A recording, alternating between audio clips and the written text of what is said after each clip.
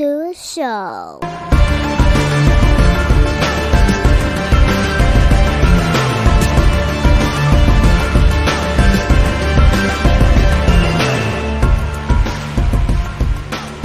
What's up, everybody? Welcome back to another episode of Off the Mats podcast. And for this episode, we're actually going to have a recent returning guest, and also a new guest at the same time. We're doing kind of a 2-for-1 here. So bringing back to the podcast, Mr. Eli Adams. What's up, Eli? Hey, what's up, guys? Thanks for having me back. Thanks for making the time to get in here. And then our other guest is actually going to be Cody Toler. So welcome to the show, Cody. Thank you for making the time to be here. And we just kind of want to really talk about coaching, MMA, working out, fitness, all this stuff. I mean, the podcast, like I always say, is super conversational. So it goes where you want it to go. If you say to me, man, I want to talk about the college football playoff. All right, that's cool. I want to talk Go Blue, Michigan. I got my sweatshirt. What's up? But, we talk about whatever you want to talk about because, like I tell everyone that comes on the show, this is yours. This is your show. So, but I guess I want to start off just opening up, because I'm not familiar with, your full background and experience, everything. So I guess my first question to really open the door is, what got you on this journey? What got you where you are? That's a good question, man. But I got to go back pretty far for that one. So if you got the time, I'll tell you. But so my journey really started. I played college basketball. So I was a D3 college basketball player. Dream kind of fizzled out as I was in college, but I really fell in love with the working out aspect of it. So we'd have our team lifts. We'll wake up early and just get it in. And I really fell in love with that more so than the game of basketball. So once I left my D3 school that I was at, I transferred to Towson, finished out at Towson up in Baltimore, and then just got like my CSCS, which is like the gold standard of strength and conditioning coaching, and just started grinding just in the gym. COVID hit, I got a weight rack, and we just got it in every day in the garage. And then I went to grad school, was coaching over at Hood College in Frederick, at the same time coaching College Park football strength and conditioning. So as an intern there, I was a GA over at Hood, and man, just getting like 60 hours of coaching in every week on top of school, on top of everything else. And then since then, I just kind of fell into like the combat world because it's really the sport that I love the most. Like the most experience I have is with the Olympic sports, the basketball, the lacrosse, the field hockey, but I just really like connect really well with the combat athletes. So that's the direction I'm looking to go. And I've kind of fell into it pretty luckily with Eli and my little brother being best friends. So I kind of have like people that I care about and love close to me that I can, provide value to. I got you. Actually, you would have fit in perfect on our other podcast yesterday, because my co-host there, he actually went to Towson as well, and I think he went there for kinesiology and graduated, got everything done. And I think he was just like, no, I don't think this is the path for me. And now we do podcasts and drink. So, dude, that'd be awesome. Yeah, that's exactly what I did in Towson. So you would fit in perfect. Yeah. Well, and that's the funny thing, because it's like when I put those together, I was like, wait, those don't go together. And it was like, no, it seems to be working. And with you playing college basketball, what position you play? I was a point guard, man. I was the token white guy that brought the ball up the court, passed it, and then stood in the corner and waited to shoot a three. Hey, every so often, we get a power forward from y'all. It's all right. Look, I mean, you play college ball. It's, far beyond me. Like, I get on the court. I think we played a rec league once. My uncle was on my team. I got fouled. I'm at the free throw line. My uncle goes, all right, Jake, we just need one. I was like, all right, I got you. I can get you one. Air ball. And I was just like, you know what? Fuck this. I'm going back to football. Ain't no free throws in football. Just hit people. When it comes to combat sports and coaching and everything, is there a specific discipline that you are more heavy-handed, or is it just kind of a all-around MMA style coaching with just a very, very balanced regimen? Yeah, I mean, I try my best to be balanced, but I really started my journey with jiu-jitsu. So Okay. I really fell in love with jiu-jitsu first. And then as I started coaching more and more guys and just getting like as my guys started to transition more into MMA from jiu-jitsu, it just turned into like, okay, now I got to learn more about Muay Thai. Okay, now I got to learn more about boxing. So, but I've always had my foot like in the door partially throughout my life. Like I boxed at Towson, like club boxing, did jiu-jitsu at a couple gyms in Silver Spring, and then now Eli is actually coaching me Muay Thai. So, I'm just trying to keep up and be not the only the weights guy. Like I want to be the guy who's, knowledgeable in both or in Okay. all disciplines really. But yeah, I mean, I think having that balance is definitely, you'll see fighters where it's like they're just heavy-handed. One where it's like, I only grapple, and then they try to do an MNR and get punched in the face. Looking at you, Ryan Hall, or or you'll have a stand-up, of just fully committed striker, and then a grappler takes him down, and it's like, oh shit. But hey, Alex Bear, he's like, fuck it. Like, take me down, bitch. I'll survive it and get up and beat you up again. So, Yeah, me and but Eli talk about that all the time. Is like, what's the best way to go about MMA? And I know Eli's perspective because we talk about it, but I always feel like the specialists kind of have an upper hand historically. Like you look at Khabib and you look at like the guys who just dominate one discipline. It's hard to beat those guys because it's hard to stop it.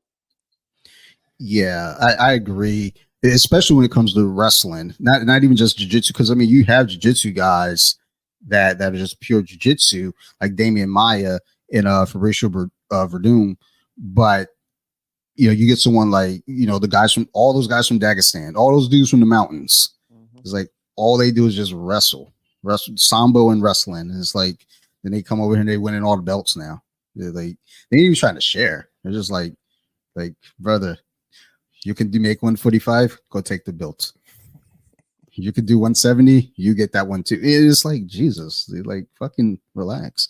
But I think that's how MMA kind of goes. So we have those waves where you'll have a specific spot with a specific like discipline really, really take over, and people have to kind of figure it out. They have to catch up to it because I mean, hell, when the UFC started off of jiu-jitsu, folks were struggling with that, and then wrestling came into it a little bit. You had Mark Coleman come in, headbutting people in the chest and shit, and people had to then figure that out. And then you get Matt Hughes come in, combining jiu-jitsu and wrestling. So I mean, and then GSP just doing everything like gymnastics too. It was like, damn, dude, fucking chill. But Eli, what's your take on like as far as a discipline or just a style that you think works best? I don't want to say best, but more favorable in MMA. I would definitely taking a mixed approach. I mean, it's mixed martial arts, so you're mixing all your tools together. Definitely heavy grappling, heavy pressure on against the cage, and cage control. Strike heavy. I mean, we come from a very hands heavy style. Crazy 88. Like our MMA guys are very boxing focused. Kickboxers, but we follow behind our hands a lot to use that to set up our grappling. And I wouldn't say jiu-jitsu is not applicable because, of course, there's jiu-jitsu legends who can transition that into the sport. But I think that when it's sport specific, you have to train within your sport that you're preparing for and use the tools within the rule set and kind of game yourself to that system. When there's strikes involved, sometimes laying on your back and closed guard isn't the best option in an MMA fight. So learning how to adapt and, like I said, like game the system, the rule set that you're fighting in. Sure. I mean, you still get dudes though that'll sit there and guard thinking they safe. And it's like, you are far from safe, dude. And there's times where if you have to just survive and make it to the end of the round, you're going to lose that round. But I mean, you didn't get finished. There's times for everything.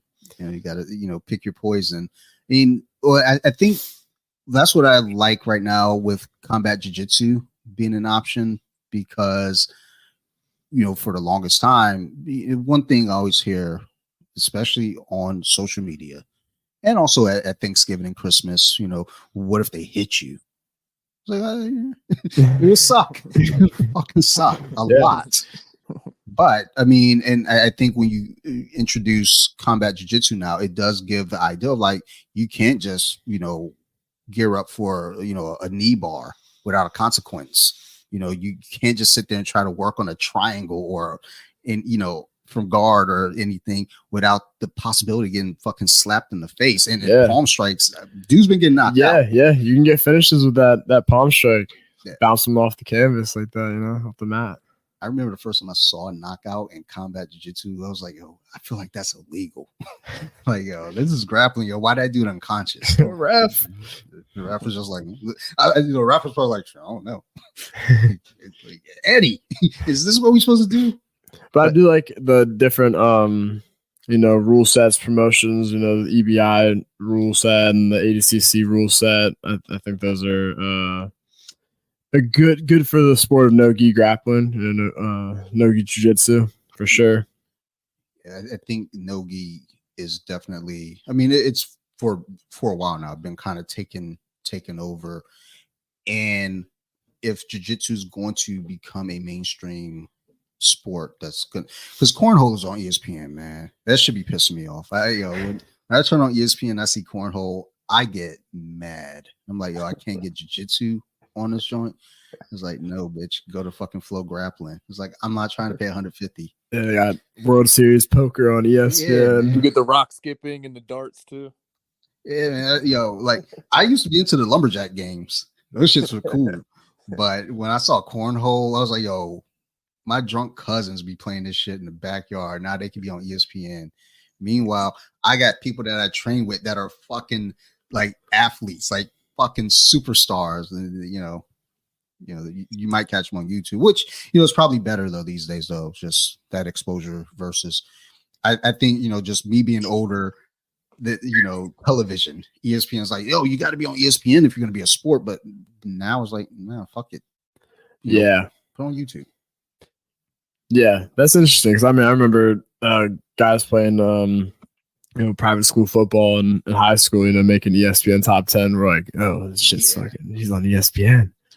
But nowadays, like you said, it's kind of like you're almost better like trending on TikTok or get a lot more exposure that way. Yeah, making the highlight reel on the ESPN Instagram might be even better than being on the show itself. Yeah, I see some videos that pop up, and ESPN, their Instagrams put up some jiu-jitsu stuff, and I was shocked. I was like, "But y'all motherfuckers can't put it on TV." Okay, I see y'all, but yeah, I see them also. Yeah, just they surf around social media and pick up some clips, and you'll see high school football, pee-wee football, high school volleyball. You'll see wrestling, jiu-jitsu. You see all the stuff now on their social media. They don't really feature it on the TV, but I think that is kind of where we're going as far as entertainment goes. Not like I got the TV on in the background just out of habit to have movement over there. But it's like most of the shit I watch is like I'm on my phone watching YouTube, like watching TikTok, watching Instagram. It's like far more entertaining. Plus, I don't think they won't be having twerk videos on ESPN. On TikTok. Like my wife can like, what are you watching? Oh, jiu-jitsu. It doesn't look like she's doing jiu-jitsu. But yeah. Sorry. We still got the carryover from Colompton last night, so we gotta. Oh, that's how y'all get down over there on that night. Oh no, it gets silly. It was a good time to say the least. Like we got a dry erase board with topics on here. I don't even know that we actually addressed the topics. I just saw like Ravens. Let's talk about the Ravens. Like Lions. Yeah, Detroit, Kings of the North. Then let's start like is there any other stuff on here? I don't know. Let's see some nuggets. So yeah, but like all in all, I agree with it being mixed martial arts. There should be a good blend. And we are kind of getting in that realm where like you do still have specialists, but it is a weird balance. And watching a lot of the newer fighters coming into the UFC, especially, you don't see as many guys other than again the guys from Dagestan that are really specializing in like saying, hey, I'm going to sink my teeth into this, or older school fighters like again Alex Pereira, who's coming over from, kickboxing. Those, other than that, it's like mostly guys that are like, look, we're gonna stand and bang, but if the fucking going gets tough, like we will get to the ground somehow, some way. Right. But it's like the UFC is like the NFL of combat sports. It's like the NBA of combat sports. Like all these guys can shoot jump shots. They can all dribble the ball. They can all throw punches. They can all defend a takedown. So it's like the way that you're able to mix everything together and again, like game it to your strengths and your opponent's weaknesses and their strengths and weaknesses. That's like who you see as the best of the best. Well, is something interesting though too, because I mean, you point out there that UFC is the NFL of MMA, and the funny thing about it was like the other promotions, like one, PFL, I think they're merging with Bellator or something. They're paying like big to their fighters and giving a lot more leeway, a lot more freedom. Like, I mean, Francis is out there boxing. He might just stick with boxing, but he has a PFL contract, which is weird. But it's like that is just the thing though. It's like the UFC is a household name. I mean, that used to be the thing when people are like, oh, they train UFC. Mm-hmm. It's like, it's like, no, they train MMA. Oh yeah, they do that UFC stuff. It's like, it's MMA. No. Like, oh, they're gonna like roll around on their back and like tear your knee up. No, that's jiu-jitsu, not UFC. But okay.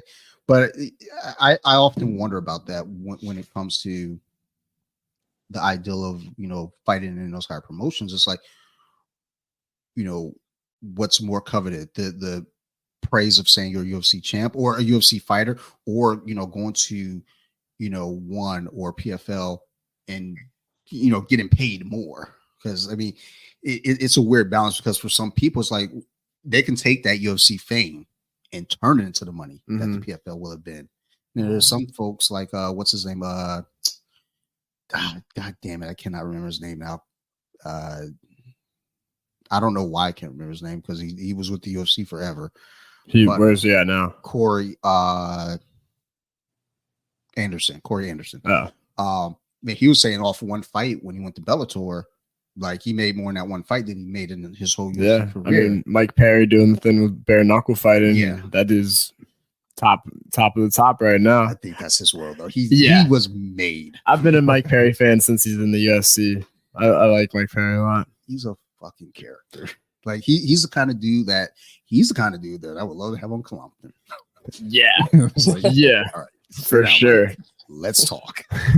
but then I get worried though. Yeah. Like, how much alcohol can I give that dude before he gets off the rails? Yeah. Because it's like, hey man, I got action figures out here. Don't break my shit, son.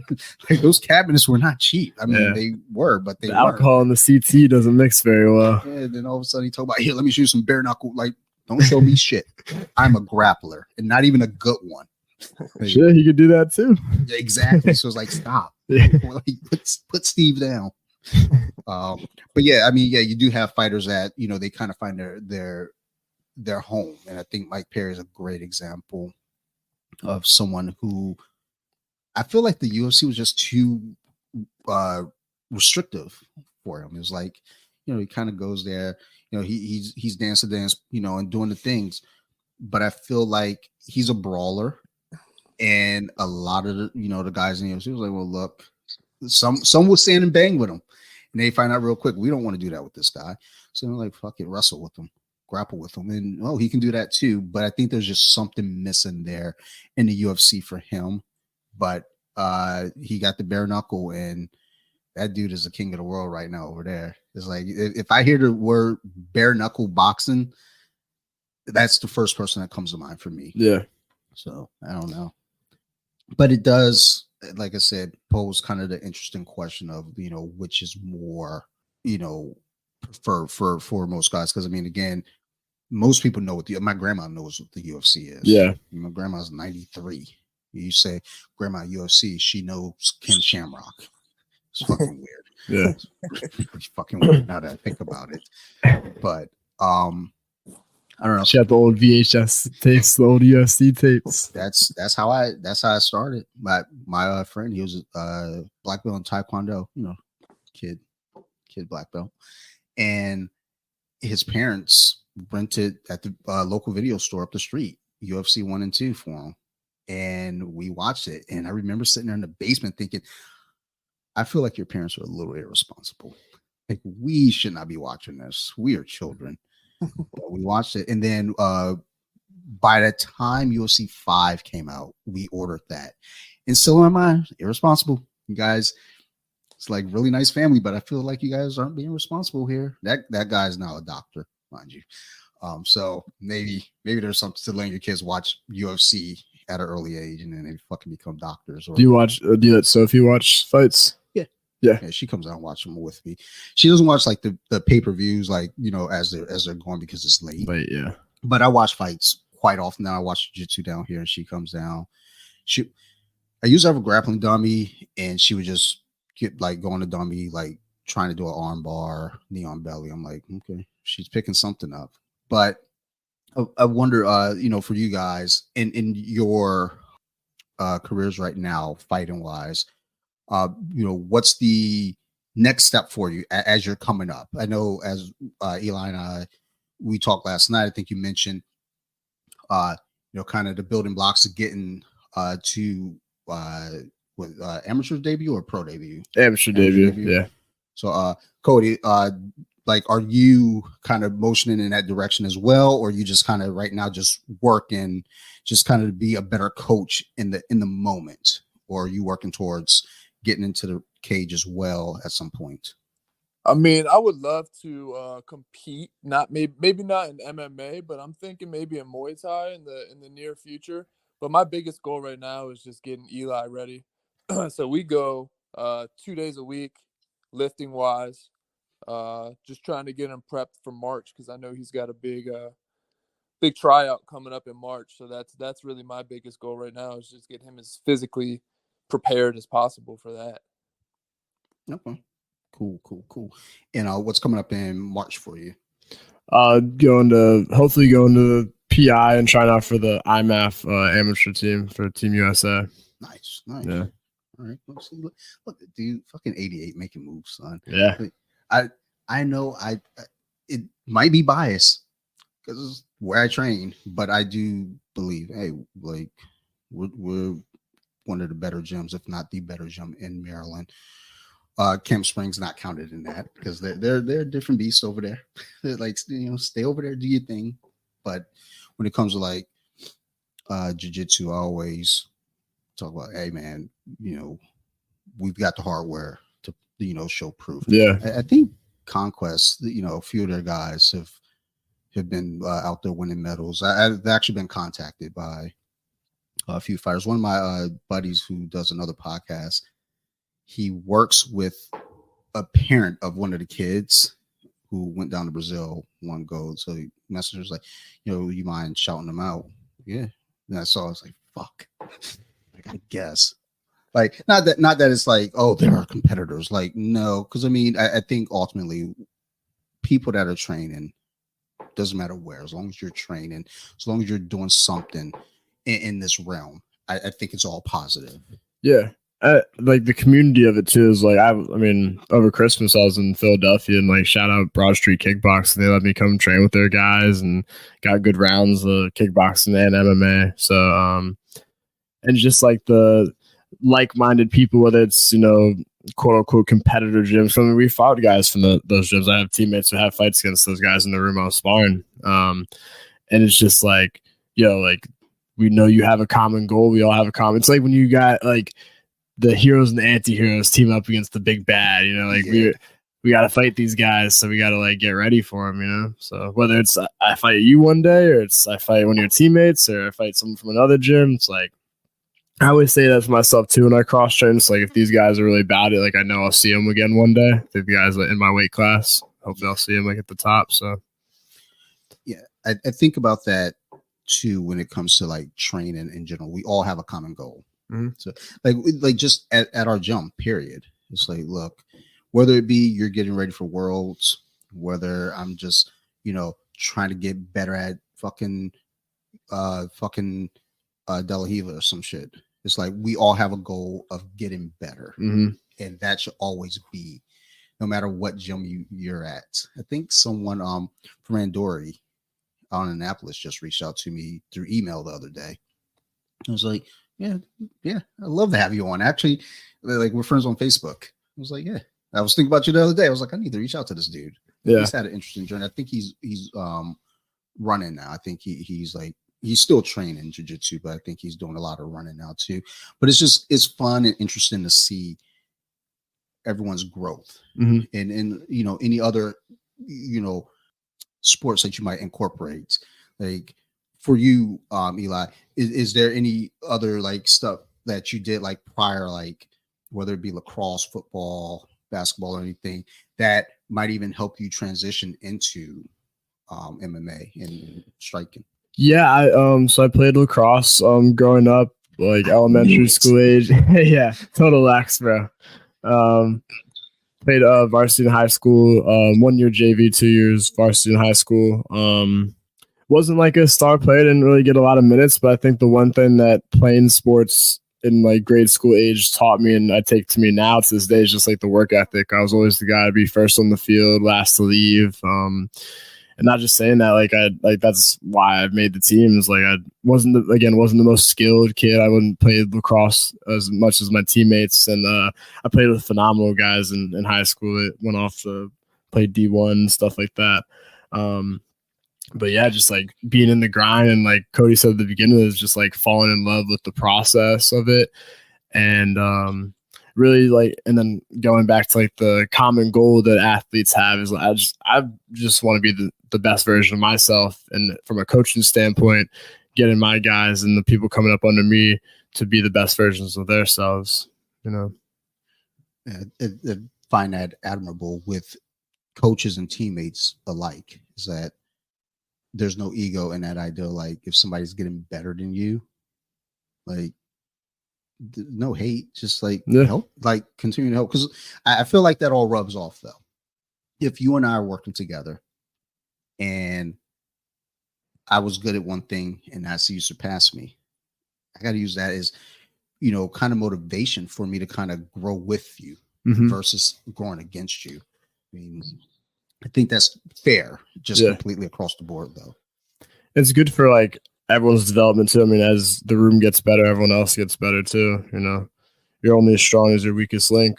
So once that guy figures it out and gets it together, then he's giving you looks that you didn't see before. Oh, he knows how to counter the thing I've been hitting him with for weeks. Now I got to readjust, and how do I get him back? Right. Yes. Very true. I always feel like if you don't, especially if you're like the lowest rung on the ladder, if you're not making any steps to get any better along with your team, then it's like, what are you really there for? What are you doing? And again, I do want to praise anyone training. It's like Coach Keith has said to me in the past, and I mentioned this on Columpton, which comes out today as well. Hey. Yeah. All episodes dropping on New Year's Day. Happy New Year, y'all. What's up? 2024. But Coach Keith was like, your goals, your progress, or your goals have to be measurable. And it's like if you're showing up to class every day, yes, you're going to get better just by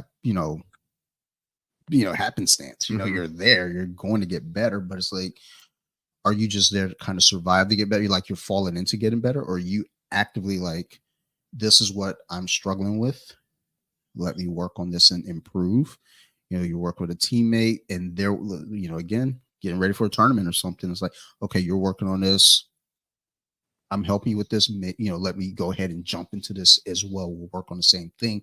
I feel like you're going to be a better teammate in the sense of helping them get ready for what they may see out there, on the competition mats. So listen to the podcast. I just pull it up just now. Like, let me make sure I get the name right. Our podcast? Yeah. Combating Coaching Podcast. Coaching Podcast. So, tell me about that. Let's talk about it, son. Cody, you want to tell him about it? I was just gonna say you take the floor, but yeah, man, I'll explain a little bit of my perspective of it. Basically, I feel like it all started from just like, at least for me, the need to provide value to, I feel like, an undervalued population of athletes. Like everywhere I go, I see like the the big time basketball guys, you know, telling their side of things, or the soccer guys, or all kinds of stuff. But I always felt like the MMA world and the combat world gets a little bit slighted with things like that, and especially with it being a little bit more barbaric of a sport, most people would say. I think they get looked at in a perspective that's not really fair. So for me, I like to give back as much as possible. My perspective is always, hey, look, what can I do to help? What can I do to serve others? So starting that podcast, I think my biggest goal is just giving people a platform to tell their story. Because I think a lot of us are more similar than we are different. So if people that we normally see as more barbaric, or have that lens that other people tell us to look at them like that through, and we see them like, hey, they're kind of just like us, I think it'll be a lot more inspirational to most people than, you know, and that could just help anybody with any little struggle that they're going through in life. I get you on that. I think I just saw a post recently. It kind of shoots down podcasters. It's like not everybody needs a microphone. There's too many podcasts, and I argue that there isn't enough podcasts. I tell everybody to make a fucking podcast. Anytime I talk to them, I'm like, dude, make a podcast. So I think everyone has something to share. Yeah, and you know, like you said, with fighters especially, there is a misconception. My wife's best friend, I remember they put their son in taekwondo, which is fine. I know people like to shit on different martial arts, and I might make little silly jokes here and there, but I do truly respect and admire anybody that does a martial art. Yeah. Like any martial art doesn't fucking matter. Like even Aikido, Capoeira. Like my old boss used to do Aikido, and we were talking. He was like, well, Dante, if I grab your wrist, and I was like, if you grab my wrist, I'm going to roll out of that and I'm going to fucking slam you. And there's nothing you can do to stop me. He was like, no, he was a big dude. Like he was like thick. I was like, I will figure it out. All right. Just like, you're not going to fucking Steven Seagal me. All right. Eat a dick. But my wife's friend's kid was in Taekwondo. And I remember the mom had made a comment about jiu-jitsu, because to her, jiu-jitsu is UFC. So it's like, you know, those guys, all they want to do is go pick fights and you know, be bullies and cause trouble. And I was like, she doesn't fucking know the first thing about any martial art. Then was she watching a fucking Karate Kid? Get the fuck out of here. Dressed up like skeletons, jumping kids. It was like, I go out dressed as Spider-Man and beat up on kids. But you know, it kind of pissed me off. And then, you know, that was almost really kind of pushed to start off the mats a little bit. I was like, okay, well, let's make something where people can understand. Now, the thing is, with most people that listen off the mats, they're within this community. Mm-hmm. But, you know, there are people that do get exposed, because we talk about comic books and other shit. And hey, this is a comic book episode. Gotcha, bitch. Guess what we're talking about today? Turtle Guard. Like Ninja Turtles. But no, I think that there is a weird negative stereotype, even with the popularity of combat sports really coming up. People still have this idea of like, oh, they're just meatheads, and you know, they're like bullies. It's like some of the brightest and sweetest people I know are fighters. Yeah, it's like walking through 88. It's just like you encounter people where it's like you look, it's like, that doesn't look like a fighter. And it's like, holy shit, that person can kill a lot of people. It's like, oh, that guy looks like a meathead. Holy shit, that guy's a lawyer. Yeah. Yeah. You know, so people with their prejudge and assumptions, it you know, we do need this area to kind of, you know, provide a voice, I think. So, and then also adding the coaching, you know, aspect to it as well, because I think that's something that I think is heavily slept on. Mm-hmm. You know, when we think about coaches and what a coach provides, I think, you know, a lot of people just think about, you know, Rocky, like, you know, like throw in the towel, or like, all right, Rocky, you're doing all right. It was like there's a lot more to it before you even get to the fights. Yeah. Encouragement and stuff. So there's definitely like a special relationship, like the coach to athlete relationship. I mean, obviously Cody and I have known each other for like years, like grew up basically around each other. And so we already have that like established connection, being like brothers. And it's like something's just like special about having like, your coach and your athlete. And when you guys are winning, you're both winning. Like our coach has talked to us about like, it's like, yeah, it's you and another guy are fighting, but it's like us against them. It's like we're a team and we're fighting this team, I think there's something real special too about having your team there in your corner at fights, at competitions, at events, because whether you're competing or not, you're there showing support for the team. Mm-hmm. Win or lose, you're there. And I think yes, you're the one in the cage, yes, you're the one on the mats, but knowing that your crew is there beforehand, warming up, mm-hmm. afterward, celebrating with you, it means a lot to those athletes for sure. Absolutely. I wouldn't know because I don't be getting no cages. I ain't gonna know y'all hit me in the face. Like, you're like, hey Dante, you want to come over here and do some Muay Thai? Fuck no. Like, dude, look, I can't take any more like shots to the head at all, because football's done a number on me. I'm pretty sure CTE is right around the corner, like looking like, hey, here we come, son. But either way, and now with my schedules opening up on Saturdays, like, oh, I want to like start going to more of the local competitions, and just at the very least being supportive. Plus, what the fuck else am I doing on a Saturday? Yeah, it's a good way to spend your Saturday evening. You watch some jiu-jitsu matches, there's some kickboxing, MMA fights. Yeah, it was like a tournament every weekend too.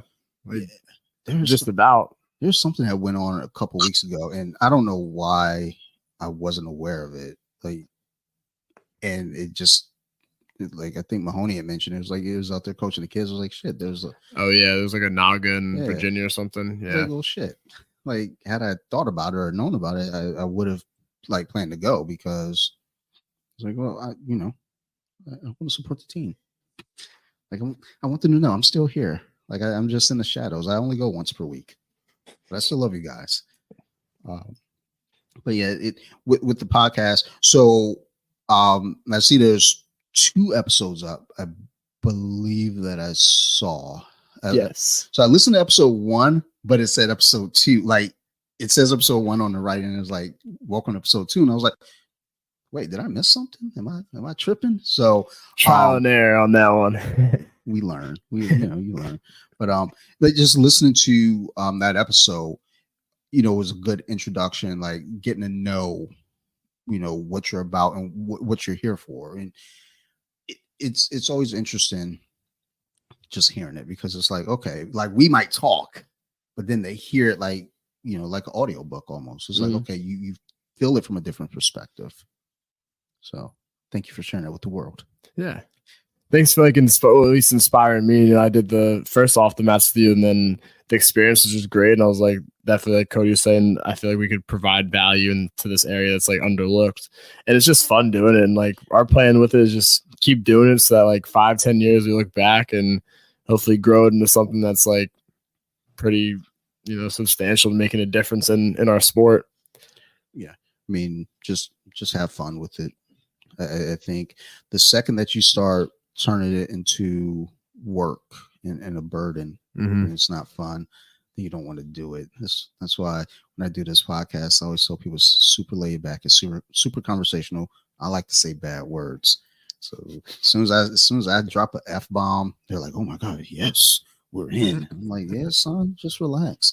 And then like I said with Columpton last night, that's my least stressful thing of the week, is just to sit down with some friends and just talk nonsense when I do the horror podcast.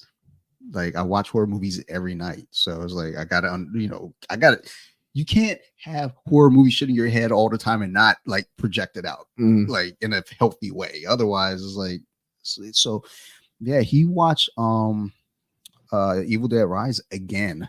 That's 3 times today. Keep an eye on him.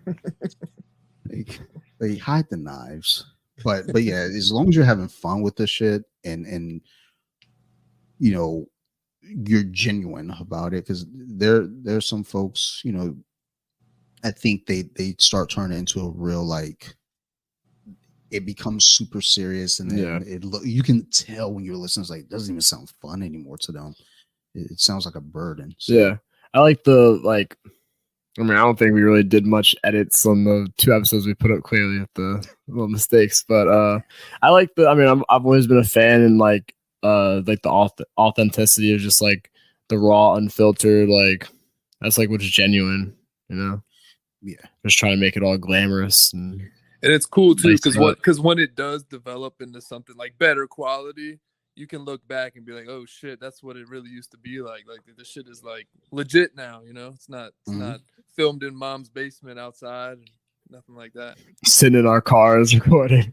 Yeah. Hey, I've had guests recording with me like on the car, like all right, let's go ahead and get recording. Like, oh yeah, I'm in my car right now. You hear vehicles driving. I was like, okay. Yeah. Like, hey, are you nearby? Just come through. Like I'm around the corner, son. Like I got multiple mics. Just come sit down. It's all right. Like, yeah, we're in the basement. It's a little weird down here. There's action figures all over the place. It's dope down here. It's like, a sick man cave. It's like they're not gonna come to life. It's not Puppet Master. but yeah, like just being authentic, being raw with it, and edits are things that come with it in terms of like your sound and everything. And like you said, in the beginning you hear it sound one way, but by the time you get to like whatever that number may be, some people say, oh, 10 episodes in, 7 episodes in. It's like, not for me. I think it was like 33 episodes in. It's like, oh, hey, now it sounds like a podcast. And I still question that at times. But yeah, keep with it, guys. And whatever you need me to do as far as like support, promote it, you tag me in a link, I'm going to repost it. Keep with it. And, whatever you need from me, let me know. Other than fighting and everything, are there any other like hobbies or activities that you do currently that kind of translates or at least kind of aids a little bit in your combat sports careers? Oh yeah, big time lifting, man. I'm a big lifting guy. I'm trying to get Eli up to par. It's a little bit of a process, but what's that supposed to mean? Falling in love with the gym, falling in love with the weights. Hey man, weights are heavy. Yeah, bro. Every time. Too heavy sometimes. But yeah, man, I think it's something that's super undervalued too, especially in the MMA community, because historically strength and conditioning for MMA has been like go run, ride a bike, do some squats, and then that's about it. It's like military almost, like push up, sit up, run, push up, sit up, run. So like I think it's a big thing that needs to be done is just the sports performance behind it, especially with like the UFC PI being so new. Like there's still so much that needs to happen education wise and training wise that could really help athletes and then take the whole sport to the next level. When it comes to warming up, I just put up a post the other day talking about warm-ups for jiu-jitsu specifically. Do you think it's ideal? Like for some gyms, you do like, the regular jog around, kind of get your body warmed up. And then it's like jumping jacks, push-ups, things that aren't necessarily jiu-jitsu related directly.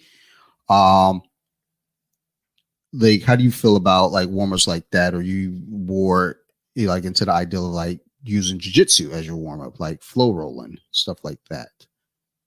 I think so. In my field, the big thing is every question, the answer is it depends, right? So it depends on the athlete. It depends on the like what are you gonna like the most? You know what I mean? Like usually 9 times out of 10, if you like it better than doing something else, you're probably gonna get more out of it.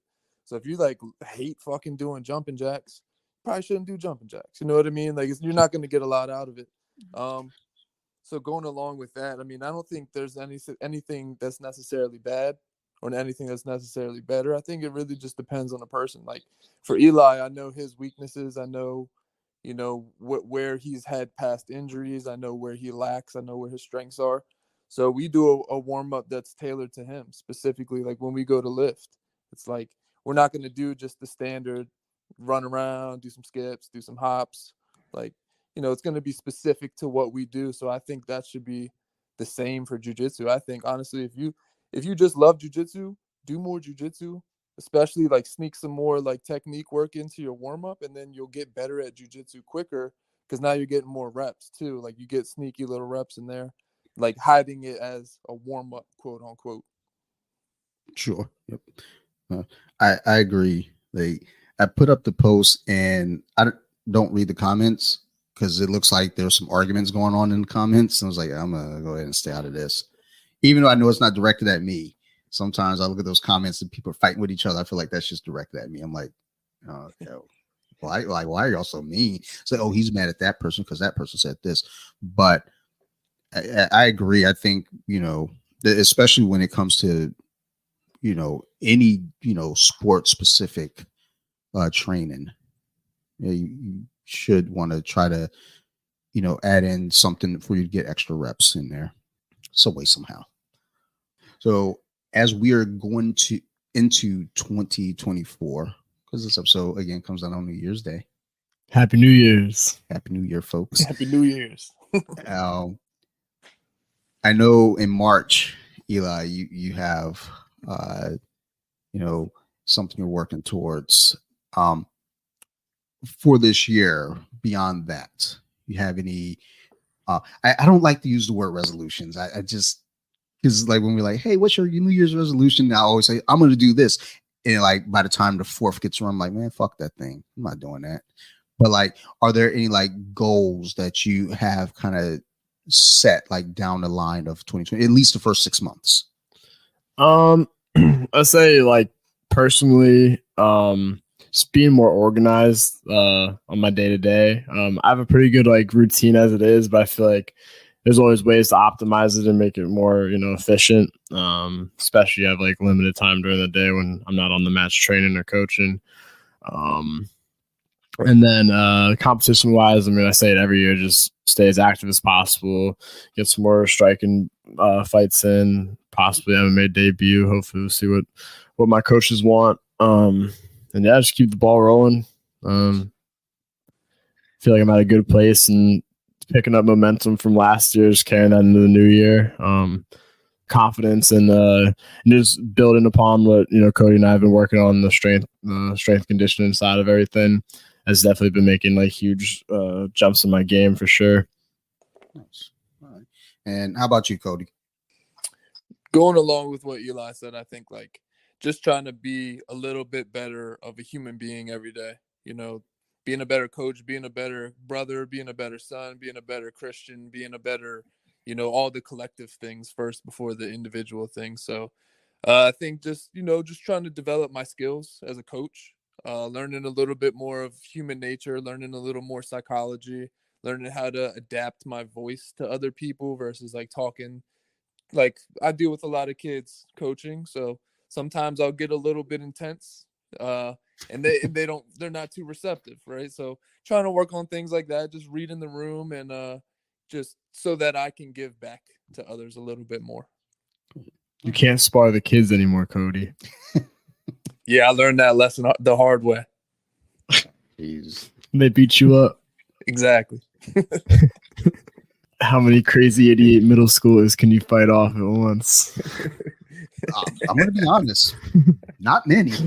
Vanessa has a program over there with those kids that they're like little savages that I don't want to say the wrong thing to any of them because I don't know that I could survive more than 4. And 4 is a generous number. I think that you get the 3 kids, I'm in trouble. Yeah. So it's all right. I'm heavier than one. I'm 215 pounds. I'll sit on one. If you crush you crush one of them with your weight and the other ones start to wonder, is this a good idea or not? So make an example out the biggest one. Oh yeah, you gotta find that one kid, and sometimes the biggest one is usually like the softest one. like especially at that younger age. So it's like you know, just make them cry. Yeah. It's like, oh, don't mess with Coach Dante. Anyone listening, I don't make kids cry. Like I'm not that guy. Like I'm a nice guy. I help old ladies cross the streets. You know, I work with individuals with IDD. I used to teach preschool. I'm a nice person. I don't make kids cry. I make my kid cry, but she's sensitive like me. So she get it honest. All right, fellas. Thanks for doing this. I appreciate it. I definitely want to try to have us all back together at some point. Try to get us all in one room together. Like I feel like with the because this is the first time I've like recorded with one person live and then one person remote, and it's like super weird to me. Like, oh my god, like I feel like there's this weird barrier. So I definitely want to have us all possibly record together, all at one location at some point upcoming. But this was a lot of fun. So thank you for making the time, Cody and Eli. Thank you for making the double trip out here again. I appreciate the hell out of you. Before we get out of here, you guys have any shout outs or mentions that you would like to drop? Eli, you want to go first? Oh, I was waiting for you to go first. See, I've never done this with two people. So I didn't yeah, there it is, right? that. Case in point, right there. Yeah. I'll go first. Yeah, shout out my family, friends, my teammates, all my coaches. Thanks for keep supporting me on this journey. Big things coming in 2024. Let's keep the ball rolling. Happy New Year's. Yeah, I got to give a big shout out to my man, Nick Campanero. It's my guy. Working over at his gym in Marriottsville and in Clarksville. So if you guys are interested in strength and conditioning, hit us up on Instagram. I'm Combat Strength Coach. He's Campanero Strong, Campanero Strength, I think it is. So, yeah, man, best strength and conditioning in Howard County by far. Coach Camp the GOAT. Look, I live here in Anne Arundel, but I'm a Howard County kid. What's up? Oakland Hill step up, son. Yeah. Wow. All right. So I'll make sure to get links for you guys in the show notes and everything so people can know where to find you all. And as always, to the listeners, thank you for just being there. Thank you for helping 2023 be a fun year with the podcast. And shout out to the guests as well who've all done this in these last 365 days. I want to give a big shout out to my friends over there at Nerd Rage Radio, Bobby, Joe, Chris, Marilyn, Phil. There's a lot of them. All right. And I say it every week. So if y'all made it this far, y'all know who they are because I obviously don't. But if it weren't for Nerd Rage Radio, I wouldn't be doing podcasts. So thank you to those fellas over there. I want to give a big shout out to our gym, Crazy 88. I don't do that enough. I don't be shouting Crazy 88 out enough. Master Julius, Coach Master Keith, J. It's weird. Anytime I cross paths with them, I'm always so like awkward and just feel weird. But they're super supportive and like no, don't be weird. just be cool. Like be you. And I'm like, I don't know how you guys are like looking like ninjas. like I don't know what to do. But shout out to those guys over there. I mean, my jiu-jitsu journey has been uniquely colorful, and the information that I've gained from both of them, not just them, just Sergio, Coach Mahoney, Coach Ty, everyone over there. It's like there's always something that you're gaining from someone, not just the coaches but also the teammates. I mean, Eli here, I've learned from you. We've only rolled a couple times. It was like, all right, I'm gonna put this in the Rolodex. Make sure this guy don't do that again. But I want to give a big shout out to our gyms over there in Owens Mills, Elk Ridge, and Savannah Park. So if y'all local, go check it out if you haven't already. Also, another shout out to my other podcast, So You Like Horror. If you like scary movies, go check it out. I don't even know what we're doing. Oh yeah, for 2024, we're doing cursed films as the major thing for the year. So if you're into like all that weird shit and like films that have like background stories on curses that may or may not really be happening. Sometimes it's just shitty directors, but sometimes a film might actually have a curse to it. Go check it out. We're going to be dropping those specific episodes once per month. And then every first and third Friday of the month, there will be an episode. So go check it out. So You Like Horror on Instagram. All the words are separated by underscores. And last but not least, I want to give a shout out here again to my guests, Mr. Eli Adams, Mr. Cody Toler. Thank you, fellas, for doing this. So go check out the podcast. Give me the name again here, fellas. Combat and Coaching Podcast. All right. And I'll make sure to put a link to the show in the show notes as well here. Go show some support, and you guys keep that ball rolling, because that's one thing with podcasting. You got to keep it rolling. You disappear for a week or two, and then those ears go somewhere else. So, keep them on y'all. So, otherwise, thank you, everybody. I love you all. You guys are great. You guys keep listening. We're going to keep making these shows. Happy New Year. Be safe in 2024.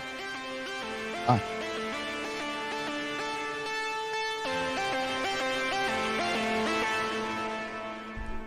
Deep with it. Now let me sing a song.